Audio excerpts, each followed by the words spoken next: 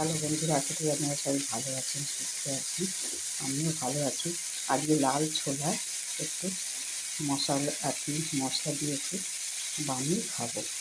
মুড়ি দিয়েও ভালো লাগবে আর এমনিও খেতে ভালো লাগবে। এই যে লাল ছোলাটা না সেদ্ধ করে নিয়েছি, আর এইভাবে আমরা বানিয়ে খাই।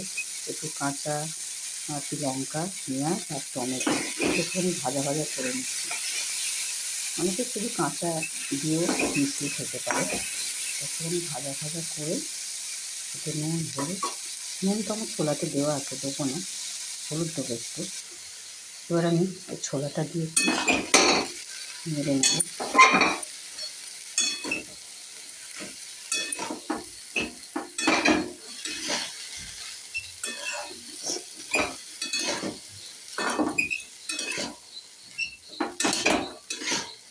হালকা জল জল আছে, এটাকে শুকিয়ে নেব,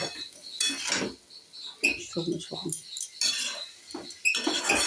অনেকে আবার কাঁচা ছোলা পেঁয়াজ দিয়ে শসা দিয়ে ধনেপাতা দিয়েও খায়, তো আমরা এইভাবে একটুখানি খাই। এর মধ্যে একটু চাট মশলা দেবো। এই যে আমার এখানে একটু ছোলার মশলা আছে, একটু দেবো। আর যদি না থাকে আপনারা ম্যাগি মশলা দিতে পারেন।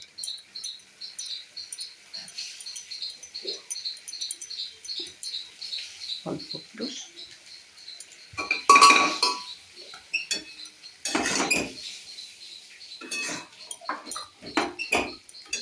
একটু জোরে করে নিচে একটুখানি জল আছে, জলটা একটু শুকিয়ে যায়। এই যেমন হয়ে গেল।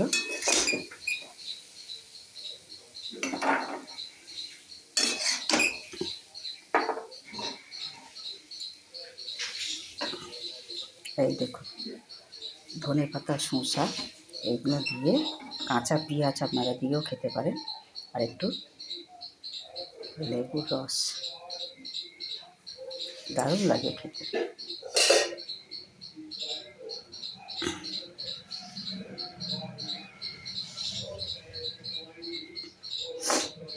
এইভাবে আপনারা খেতে পারেন, খুব সুন্দর লাগবে। আপনারা সবাই ভালো থাকুন।